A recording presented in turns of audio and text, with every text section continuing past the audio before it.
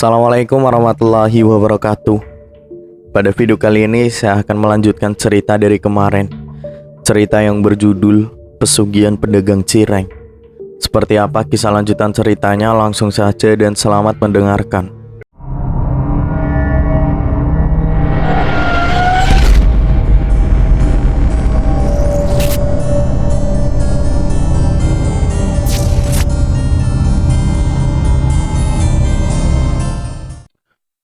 Tuh kan, bener kan? Murid ikunya Mbak Setan. Janin Kinasi jadi tumbal. Pantas kayak mendadak si Maridi dan kui. Usir dari kampung, ucap para warga. Luka kehilangan janin secara mendadak saja belum kering. Kini tudingan semakin runcing pada keluarga Kinasi. Awalnya perempuan 30 tahun itu berusaha cuek. Nyatanya kian hari ada saja tersiar gosip menerpa dirinya. Kowe patut bertanya jelas-jelasnya pada Maridi. Dari mana dia punya uang untuk buka warung, bikin rumah, sekarang udah beli motor segala. Ibu ndak mau gegabah menuduh yang bukan-bukan. Selama ini ibu lihat dia rajin ibadah toh. Saada, Ibu Kinasi memberi wejangan suatu pagi. Sampun bu, tapi dia selalu mengelak. Setahu ibu dulu ada kejadian bayi hilang begini ndak? Kandungan ASI udah masuk 7 bulan loh. Wis gerak-gerik di dalam. Pernah, sering. Dulu waktu di sini hutannya masih rimbun. Zaman ibu masih remaja. Rumah ini belum ada. Rumah-rumah ke belakang belum ada. Baru ada rumah beberapa di pinggir jalan utama. Janin hilang kue karena dijadikan tumbal, ujar Saada melotot. Tumbal? Opo toh aku ora paham? Jawab Kinasi sungguh. Misal suamimu melakoni ilmu hitam, bersekutu dengan jin, umpamanya pesugihan ben sugih, ben dapat jabatan, ben awet muda terus. Nah itu harus ada tumbalnya. Bisa keluarganya, anak, istri, bahkan dia dewe. Ngerti ora? Kinasi tercenung. Opo iyo Mas Maridi bisa main ilmu hitam? Toh dia rajin sholat dan mengaji selama ini. Meskipun ada beberapa sifat yang berubah drastis. Opo iyo? Liri batin Kinasi. Jo, gawat Jo. Paijo, gawat. Maridi panik menemui Paijo ketika malam Jumat setelah janin Kinasi hilang secara mistis. Gawat opo toh? Pelan-pelan di. Maridi menarik Paijo ke halaman rumah. Tidak ingin orang lain keluarga Paijo tahu soal masalah yang dia hadapi. Wajah Maridi cemas bukan kepalang. Gue bilang orang no tumbal-tumbalan. Buktinya janin Kinasi hilang secara misterius. Sentak Maridi dengan wajah pias. Yo wis, malam ini kita ke Bamboyo. Saya ambil motor dulu. Perjalanan yang cukup jauh itu ditembus Paijo dan Maridi yang masih cemas. Bukan perkara janin Kinasi saja yang membebani pikirannya. Tudingan warga juga turut menjadi buah pikir saat ini. Sekian lama menembus gulita hutan jati, terlihat rumah panggung Bamboyo. Aura mistis langsung menyergap. Baik Maridi ataupun Paijo tidak lagi canggung, sudah terbiasa. Apa yang sudah sampean terima harus sampean tebus timpal toh Maridi. Tapi kata Paijo radui tumbal-tumbalan bah. Bantah Maridi heran. Persembahan dengan tumbal kui beda loh. Kalau janin istrimu hilang, ya tinggal bikin lagi.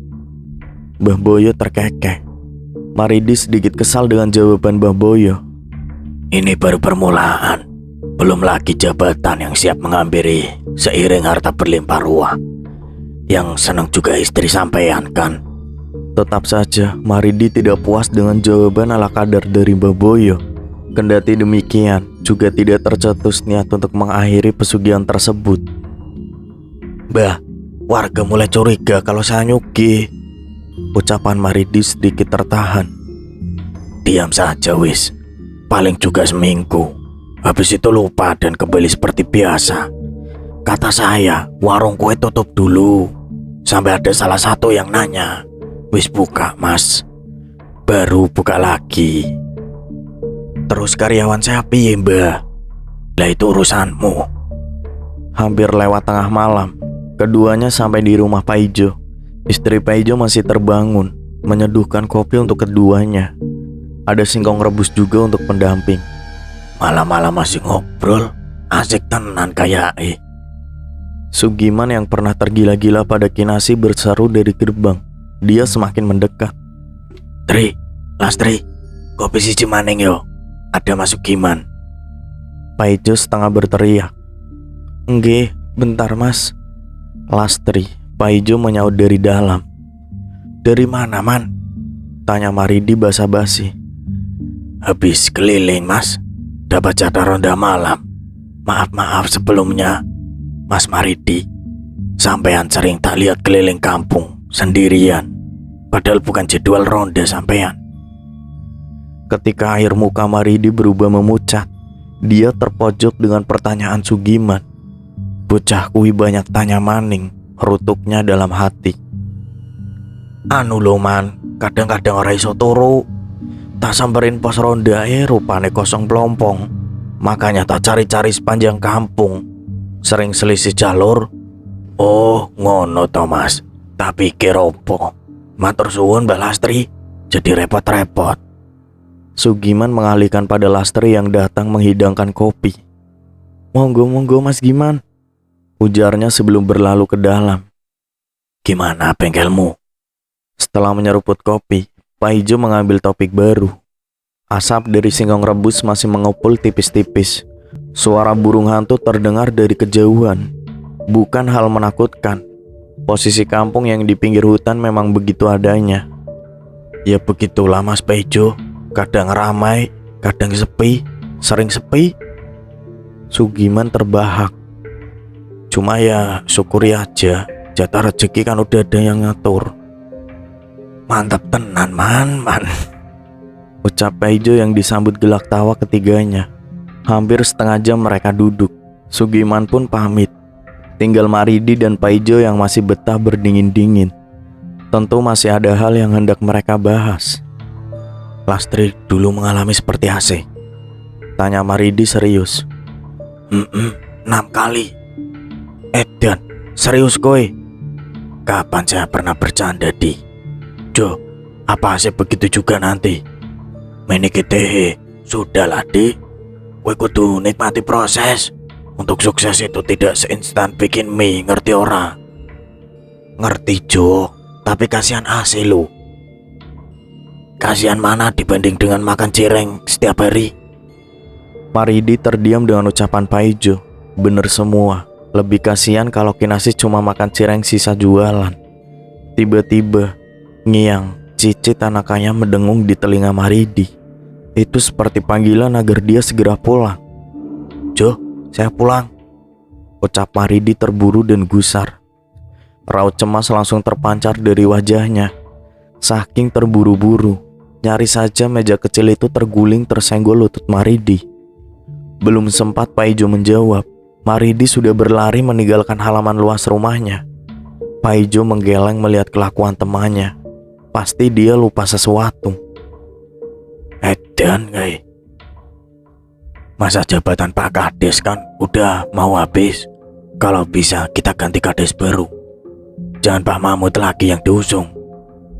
Beberapa orang yang sedang mengopi di warung Maridi berbicara tentang pemilihan Kades baru. Kinasi duduk di dalam rumah, menguping pembicaraan di luar. Kondisi fisik dan psikisnya mulai stabil setelah kejadian minggu lalu. Perlahan Kinasi mulai berdamai dengan kenyataan. Iki lo, ada Mas Maridi. Bener, maju ke Mas. Setuju, kami dukung 100%. Suara semakin ramai, sepakat untuk mendukung Maridi jadi Kades. Sementara Kinasi terheran-heran. Kok iso? Ucapnya membatin. Jangan saya atau bapak-bapak, orang ono pengalaman opo-opo. Tolak Maridi halus. Pokoknya sampean maju blas, pengalaman iku nanti datang dewe. Kalem. Mendengar hal tersebut, semakin besar tanda tanya dalam kepala Asi. Dia tahu betul Tidak ada background yang sinkron jika dia diangkat jadi kades. Sekolah SMP wae ndak tamat. Apa iku mas? Kinasi memergoki Maridi baru pulang dengan kantong kresek di tangannya. Apa toh busuk baunya? Lanjut Kinasi. Iki jeroan ayam duk, buat dibikin umpan mancing. Awalnya Maridi kikuk ditanyai istrinya. Semaksimal mungkin dia berusaha santai. Secepat mungkin juga memutar otak untuk mencari jawaban. Kinasi yang malas berdebat membiarkan suaminya berlalu ke dapur. Tidak berniat baginya untuk membuntuti. Malah memilih tidur bergelung di atas spring bed baru yang dibelikan Maridi tempo hari. Kini hampir tiap hari Maridi pulang membawa jeroan. Alasannya masih sama, untuk umpan mancing. Namun saat itu pula kecurigaan Kinasi makin besar. Mancing opo pakai jeroan segala mas? Lagian ora kelihatan mas Maridi pergi mancing selama ini. Alat pancing pun ora ono toh? Tanya Kinasi. Maridi semakin gila untuk urusan ranjang. Bukan lagi kenikmatan yang diraih Kinasi, nyaris seperti penyiksaan yang diterimanya. Naas, Maridi menyeringai puas kala istrinya terlihat menderita atau mengarang kesakitan. Mas, tunggu. Tunggu sakit. Sakit mas. Pekik Kinasi saat duburnya dihantam Maridi. Bukan gak boleh di sana mas. Kinasi meronta. Plak. Tamparan panas mendarat di pipi Kinasi. Tidak berdaya lagi untuk mengelak. Dengan derah air mata, Kinasi menahan perih yang mendera. Di sudut lemari, cicit anak ayam semakin nyaring, seperti sedang menari-nari. Tuyul peliharaan Maridi berjingkrak girang dalam botol kaca. Hingga akhirnya Maridi mencapai puncak. Tidak peduli Kinasi sudah jatuh pingsan. Bejat. Pagi-pagi buta, Kinasi tersadar dan langsung ke rumah ibunya. Ini ibu, tapi harus Asi ceritakan. Asi tidak kuat. Asi mau cerai aja. Terbata-bata sambil menangis, Kinasi menceritakan kelakuan bejat suaminya tadi malam. Berkali-kali kalimat istighfar keluar dari mulut sang ibu. Ibu makin curiga sama suamimu sih. Maksud ibu? Jangan-jangan Maridi melakoni pesugihan. Desis ibu Kinasi. Nggak mungkin bu, Mas Maridi nggak mungkin gelap mata begitu. Asi percaya dia. Mana ada orang bersetubuh sambil menyiksa sih? Wong gendeng mungkin yo.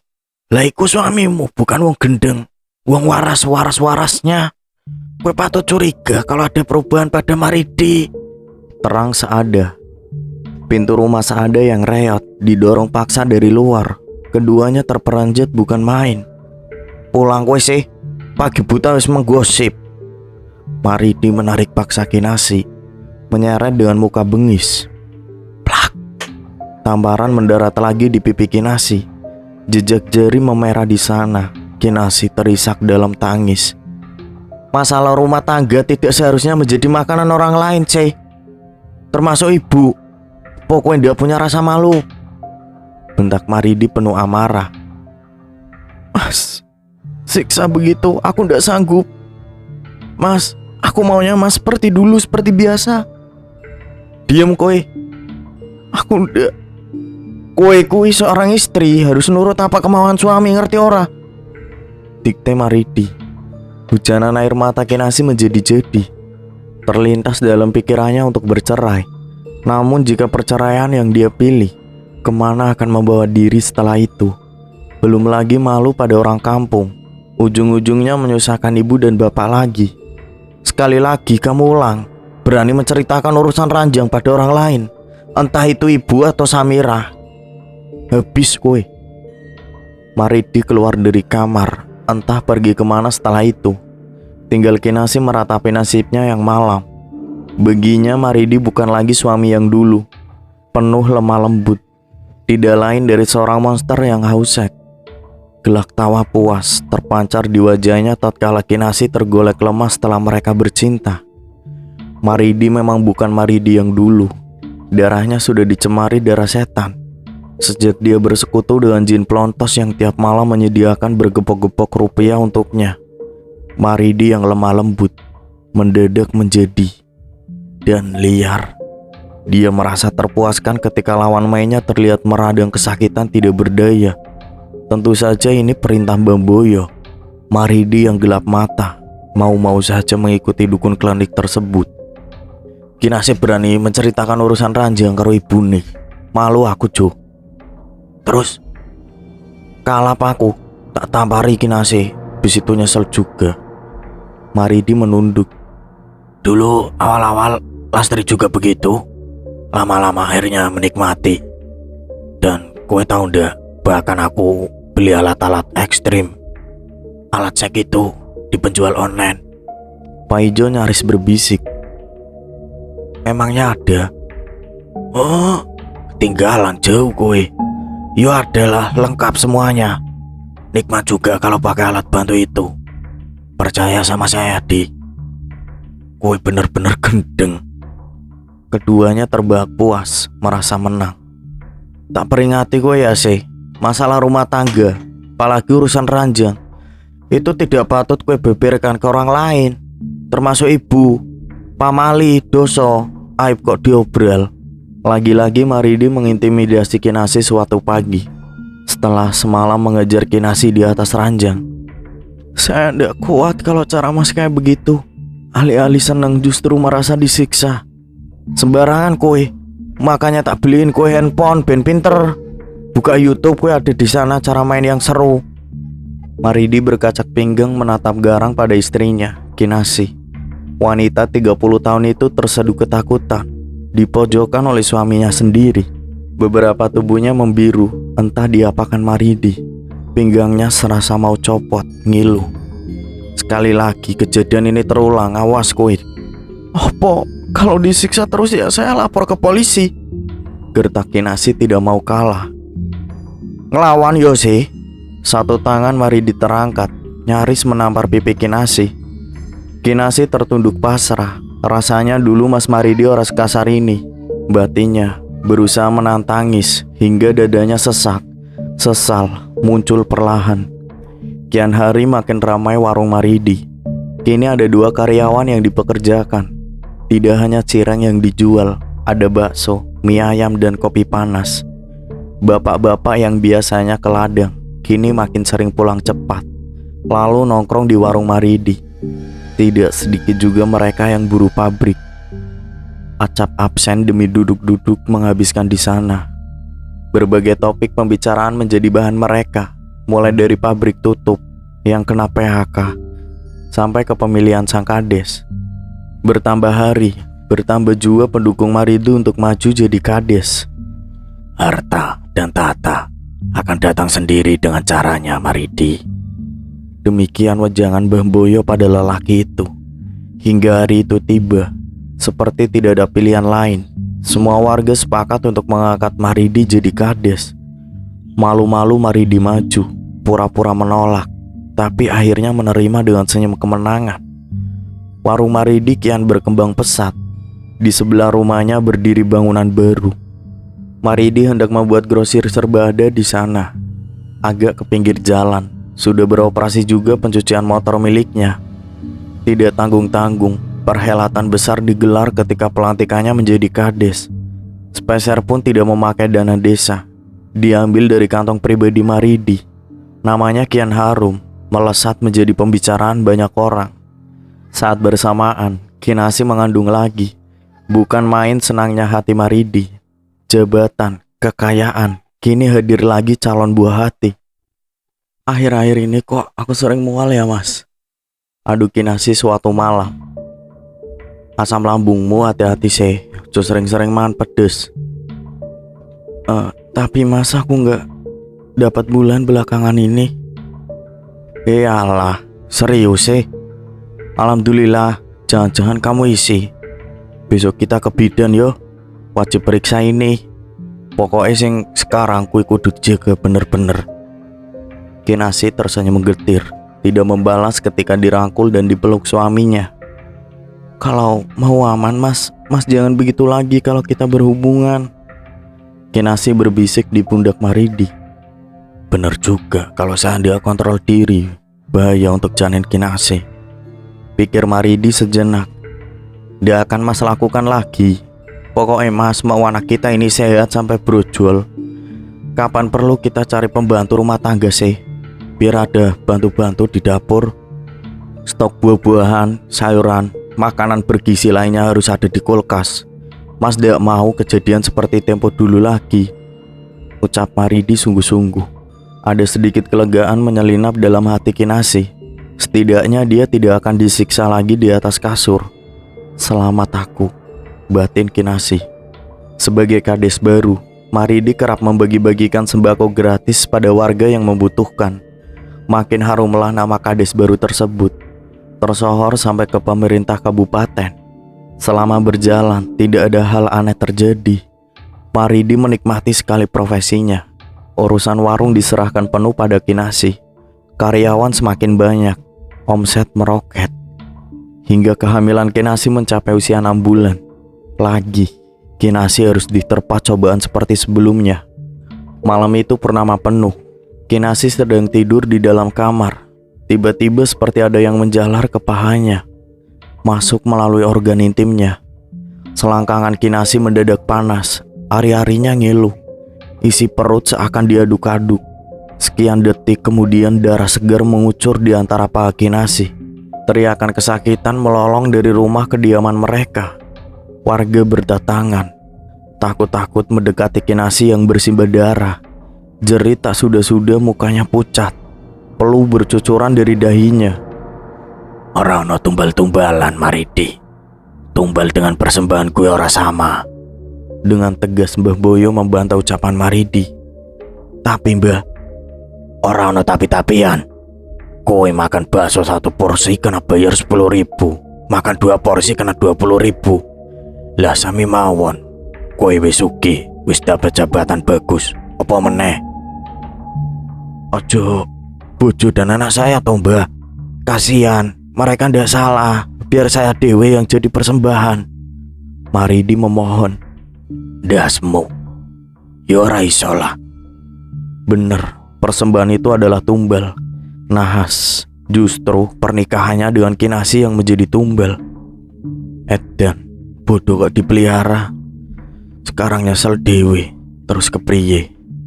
Runtuknya sendiri, sesal datang kemudian. Siang itu Maridi sudah sibuk dengan koper-koper besar berisi pakaian. Kinasi hanya memperhatikan sambil mengelus-ngelus perut yang mulai membuncit. Kehamilan ketiga, ada tanya yang hendak diutarakan. Seakan menunggu sebuah celah untuk bertanya sesuatu kepada sang suami yang terlihat terburu-buru, tergesa dan sibuk dengan perlengkapan yang dimuatnya dari tadi. Mau ada acara apa Thomas? Sampai harus bawa koper sebanyak ini? Nggak biasanya kamu ada acara akhir minggu begini, tanya Kinasi hati-hati. Kowe kok curigaan jadi orang? Ini pertemuan khusus dan untuk kepentingan orang banyak. Yang diundang kui kades-kades pilihan. Acara di aula dan kudu nginep di hotel. Kowe kok bawaannya curiga begitu? Kalau aku sukses, terpandang, terkenal, kamu juga yang seneng sih. Oleh nama, dapat pujian, harkat, dan martabat juga naik toh, jawab Maridi dengan nada kesal. Mendengar jawaban seperti itu, Kinasi hanya memilih diam. Wanita itu paham betul tabiat Maridi. Setelah lebih setahun mendampingi, jangan sekali-kali merusak suasana hatinya. Bisa lama dan panjang urusannya nanti. Sebagai seorang istri, ia mencoba untuk mendukung suaminya dengan menjauhi apa yang membuat suaminya naik pitam. Menyokong semangat di saat sedang getol-getolnya bekerja agar karirnya sebagai kadis terus menanjak. Kinasi lebih banyak diam dan menonton dari luar lingkaran. Lelaki itu sangat berambisi menjalani tugasnya sebagai kades. Belakangan juga muncul bisnis baru, grosir dan peternakan lele sejak beberapa bulan lalu. Mempekerjakan banyak karyawan, semakin mengharumkan nama Maridi di desa Jaya Makmur. Sebagaimana seorang kades, tentu saja ia ingin melakukan tugas secara loyal dan totalitas agar citra dan pamornya terjaga. Tidak jarang, tamu-tamu dari desa lain sering bertandang. sekedar bertukar pikiran dengan kades kenamaan seperti Maridi. Banyak juga orang-orang dengan gaya parlente bertamu. Maridi menyambut hangat dan terbuka. Merekalah investor yang diceritakan Maridi kepada Kinasih. Ini adalah celah untuk mewujudkan mimpi membangun kerjasama tersebut. Kinasih tentu saja senang bukan kepalang dengan kehidupannya sekarang. Ia tahu bahwa suaminya bersungguh-sungguh dalam membangun sebuah bisnis yang sedang berkembang dan melakukan semuanya untuk rumah tangga mereka. Dia sangat yakin Maridi melakukan semua ini untuk masa depannya. Sayangnya, semua yang Kinasih ketahui itu hanyalah kebohongan yang dibuat oleh Maridi. Dia tidak tahu bahwa jabatan dan bisnis dalam genggaman Maridi semata adalah hasil persekutuan dengan jin. Aku berangkat, Yose. Jangan lupa kunci pintu. Kalau kue takut, minta temenin ibu ya. Semisal kamu udah capek, jalan-jalan ke grosir juga ke warung. Pantau anak-anak. Maridi berpesan sebelum meninggalkan rumah. Paijo sudah menunggu di halaman dengan Yaris yang baru dibeli minggu lalu. Mobil dan supir punya kantor desa sengaja diliburkan Maridi. Dengan alasan kasihan hari libur harus masuk kerja juga. Padahal alasan sebenarnya adalah supaya kelakuan akal Maridi tidak terendus oleh siapapun. "Apa tenan mobilmu, Jo?" puji Maridi saat kendaraan itu melaju perlahan keluar dari gerbang rumah Maridi. "Berkat sampean juga," sambut Paijo mengulas senyum. Maridi membalas lambaian tangan Kinasih sebelum mobil benar-benar keluar dari pekarangan rumah. Maridi menghela nafas setelah Paijo memarkirkan mobilnya tepat di samping rumah yang dituju.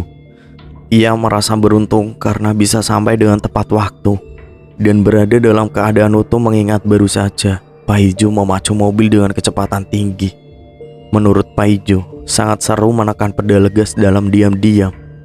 Sekarang rumah tua yang merupakan kediaman dari tempat praktik Baboyo sudah berada di hadapan mereka. Dia tidak menyangka bahwa pria tua berjanggut lebat itu memberikan kepercayaan untuknya bertamu siang hari. Ada rasa bangga, juga takut dalam hati Maridi. Meski begitu, ia harus memenuhi apa yang disebutkan oleh Baboyo jika keinginannya kali ini berhasil. Keinginan tersebut adalah melakukan ritual pesugihan yang lebih mumpuni dan gesit dalam membangun kerajaan harta. Muridi melakukannya tak lain karena ambisi jabatan dan dahaga akan kekayaan. Adapun pesugihan itu dibantu oleh Baboyo melalui pertapaan alias semedi satu malam, tepat di malam purnama penuh. "Kowe harus lawan rasa takut jika ingin melakukan pesugihan ini," ujar Baboyo penuh ketegasan.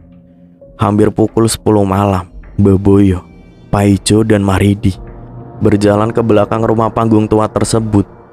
Jauh ke dalam, menembus hutan yang gelap.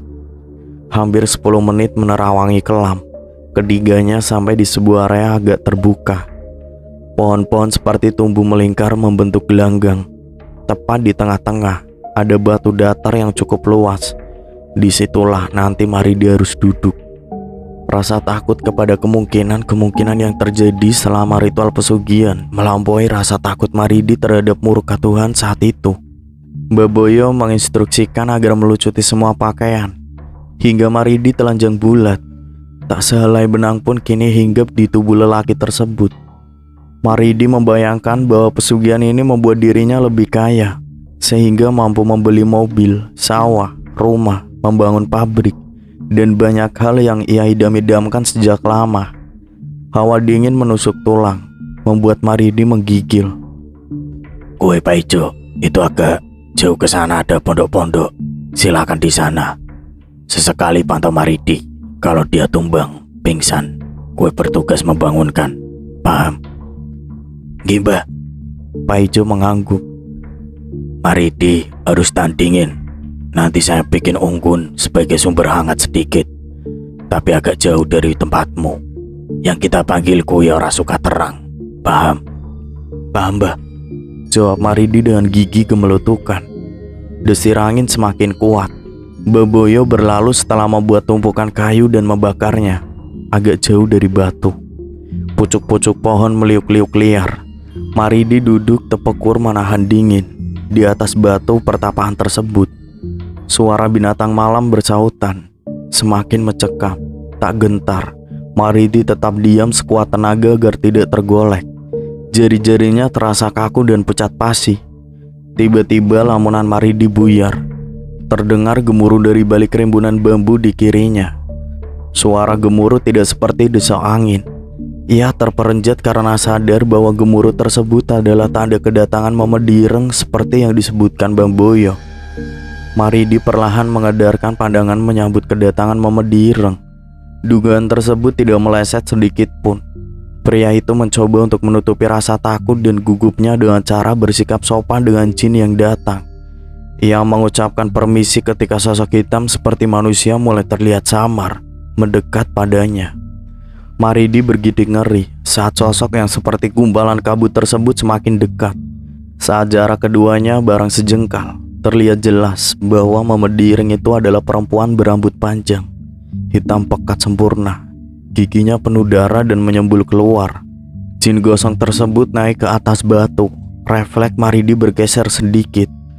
Kini dia rebah dan melebarkan kakinya, seolah meminta agar ditiduri segera. Mbah gak bilang begini, pikir Maridi. Terdengar gerungan dari mulut makhluk tersebut, pertanda agar Maridi segera menyetubuhinya. Ragu dan takut, Maridi mulai naik dan menindih tubuh jin sepakat jelaga itu. Sekian detik kemudian, tidak ada pemandangan lain kecuali paras wanita yang cantik dan keinginan untuk menyalurkan hawa nafsu. Maridi diburu birahi, melihat tubuh molek dan sinal tergolek tanpa balutan busana di depan matanya. Terlebih hal itu memang harus dilakukan jika ia ingin mendapatkan sisi kemas yang akan diberikan Mamedireng setelah malam ini berakhir. Kesadaran Maridi hilang ketika ia dihadapkan dengan siluman kejadian tersebut. Ia lupa bahwa pesugihan itu tidak gratis, melainkan harus dibayar dengan cara menjadi teman tidur yang melayani Mamedireng hingga akhir hayatnya di tiap purnama penuh. Lenguh dan erangan kenikmatan memecah malam. Keduanya bergumul tanpa peduli ada banyak pasang mata jin bawahan Mamedireng sedang menonton. Maridi tenggelam dalam jeritan siluman hitam tersebut. Fajar menyingsing. Maridi mulai mengenakan pakaian. Tidak dia temukan perempuan semalam, hanya lengang saja sekitar. Semalam Baboyo nyuruh aku kalau kue tumbang buru-buru bangunin. Tumbang opo wong? Lah itu kue paham. Iya di, tapi karo sopo? Wong cuma nindi-nindi batu tok. Untung kue ndak lihat, cantik tenan rek. Kalau kue lihat bisa-bisa ikutan laga. Jawab Maridi terkekeh. Edan bener-bener edan gue. Rungut Pak Ijo. Aku sempat ketiduran sebentar, terus kebangun dan ingat kue. Buru-buru tak lihat dari jauh. Kan bisa saja kue pingsan kedinginan. Malah rupanya lagi. Gelak tawa keduanya pecah seketika. Keduanya sampai di jalan raya menuju hotel yang akan mereka singgahi untuk melepas penat. Maridi mentraktir Pak Ijo untuk bersenang-senang sampai puas. Senyum sumringah Maridi terkembang lagi. Fantasi membawa pikirannya pada kejadian semalam. Kinasi tidak ada apa-apanya, pikir Maridi. Dia merogoh saku celana. Di sana ada banyak serpian emas murni yang siap ia jual sewaktu-waktu. Tidak sadar, yang dia tiduri hanyalah siluman laknat Mamedireng busuk dan buruk rupa. Beberapa kali purnama, Maridi masih konsisten melakukan ritual persetubuhan dengan jin bernama Mamedireng. Kini usahanya meroket. Warung kian ramai. Ternak lele berlimpah ruah. Omset grosiran meledak bukan main. Tapi itulah manusia tidak pernah puas dengan apa yang sudah dicapai. Tak peringatkan kowe ya di, jangan sampai sarap. Kowe sudah terlalu jauh dari budak jin. Jadi budak Mbak Boyo. Aku ngajak kowe dulu lantaran sebatas untuk menaikkan sedikit ekonomi keluarga kowe. Ora sampai beblas beginilah. Pak Ijo memperingati Maridi suatu hari. Kakang cocot kowe Jo. Kalau nopo-opo kan aku yang nanggung, bukan kowe. Lagian kowe juga dapat imbas enaknya toh. Masalah kinasi dalam ancaman, kowe janin dalam kandungan bojomu, taruhannya di. Ora usah banyak pikir Jo. Ini jalan yang aku pilih. Aku siap dengan konsekuensinya. Ya wis, terserah kowe.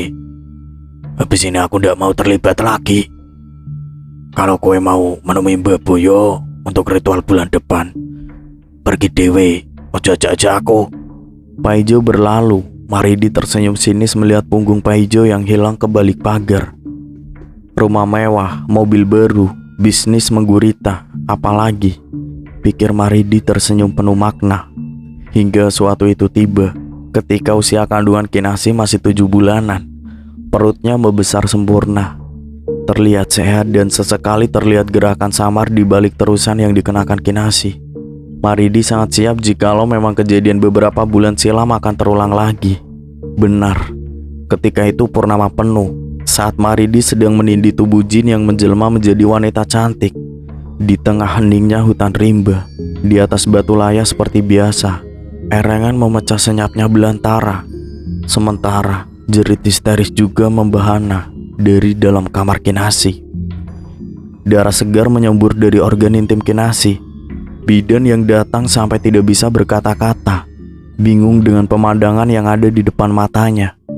Semua warga antusias, sekaligus kaget dengan jerit kesakitan dari kediaman Kinasih. Orang-orang mulai bertanya, kemana Maridi? Pak Ijo berinisiatif membawa Kinasih ke rumah sakit. Melihat pendarahan yang dia alami semakin berat, tubuhnya gemetar dengan wajah pucat pasi. Pelu sebesar-besar biji jagung menyembul keroyokan dari bilik anak rambutnya. Maridi, wis tak peringati, gerutu Pak Ijo sambil menyetir, wajahnya cemas. Apa maksud kowe? Cecar seada ibu Kinasih. Ora bu, Maridi wis tak peringati jangan keluar kota dulu. Kasihan Kinasih tinggal. Lah tetap pergi, katanya lebih penting urusan desa. Menyangkut urusan orang banyak. Pak Ijo tergagap. Alah, saya mulai curiga dengan gelagat Maridi. Kok tiap bulan rapat urusan desa selalu bertepatan dengan purnama? Sindir seada. Pak Ijo memilih diam. Dia tidak ingin keceplosan dan mengacaukan semuanya. Bisa-bisa dia yang dijadikan tumbal oleh Maridi. Sampai di UGD, perawat langsung gerak cepat. Berkantung-kantung darah ditransfusi pada Kinasih. Kondisinya sangat memprihatinkan. Loh, Ibu Kinasih sedang hamil. Dokter yang menangani tercengang setelah diberitahu oleh Saada. Tapi tidak ada tanda-tanda kehamilan, Bu. Ini perutnya juga kempes. Plasenta tidak ada, janin juga tidak ada. Tambahnya, semua orang terperanjat heran. Begitu juga dengan bidan yang mendampingi Kinasih.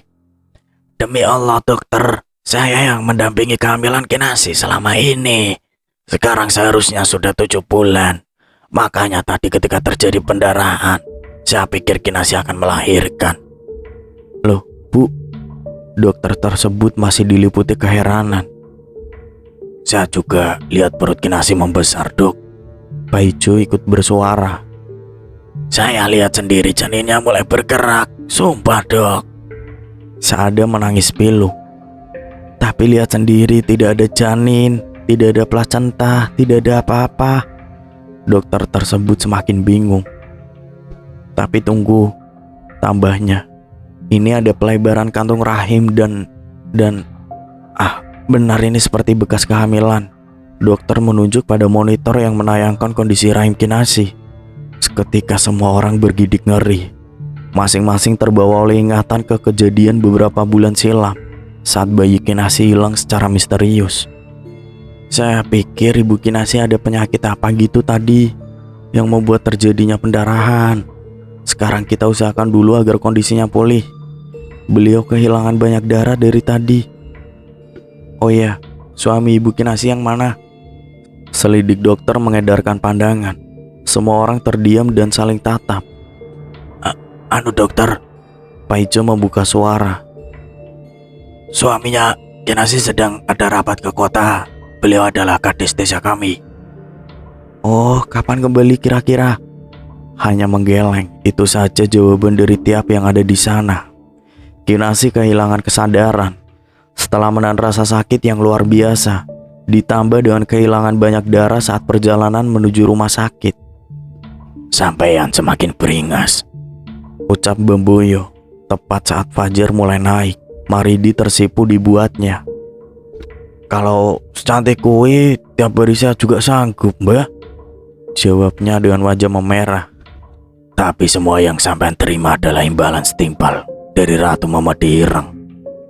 Terserah sampean mau melakoni bisnis apa atau ingin mengejar jabatan yang bagaimana, tidak akan ada hambatan.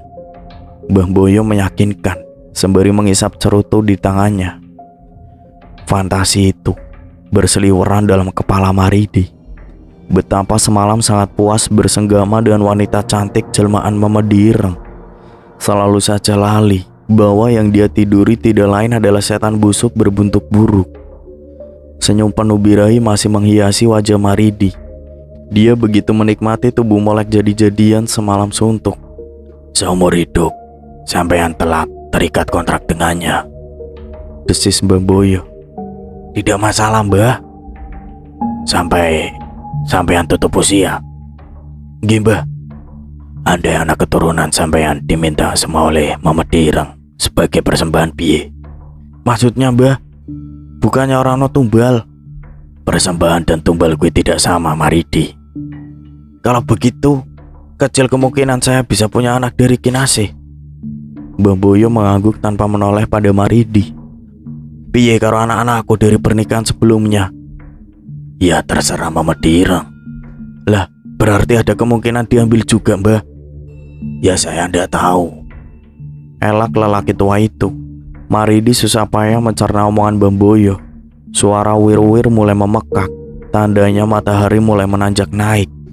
Sebaiknya sampean pulang segera. Nanti ada yang lihat kalau dari sini bahaya. Mbah Boyo mengalihkan pembicaraan. Apa Kinasih dalam ancaman juga, Mbah? Masih menuntut penjelasan, Maridi kukuh. Maridi, sampean yang ingin bekerja sama dan ingin kaya dalam waktu cepat toh. Kalau saya hanya sebagai perantara semata, tentunya sebelum sampean melangkah jauh, sudah siap dengan apapun resiko yang ada di depan. Jangan Kinasih, jangan anak saya, Mbah. Kalau mau tumbal, saya dewi tumbalnya, ujar Maridi gentar. Loh, kok malah marah ke saya? Sampean tanya sendiri sama Mamadi Ireng, apa maunya? Membawa kekesalan, Maridi menuju mobil yang akan membawanya pulang. Masih dilingkupi amarah, dia ngebut untuk segera sampai keluar dari hutan jati tersebut. Tepat saat mobil Maridi sudah masuk jalan raya, panggilan dari Paijo masuk. Opo Jo? Buruan ke rumah sakit. Cinta kasih, istri kue pendarahan hebat. Paijo terdengar gusar. Ponsel terlempar ke jok sebelah. Maridi memacu kendaraan kecepatan maksimal. Asup, runtuknya teringat ucapan Mbah Boyo. Oke, terima kasih buat teman-teman yang udah dengerin dari awal aku cerita sampai sekarang. Lanjut part 3 ya. Saya pamit undur diri. Wassalamualaikum warahmatullahi wabarakatuh.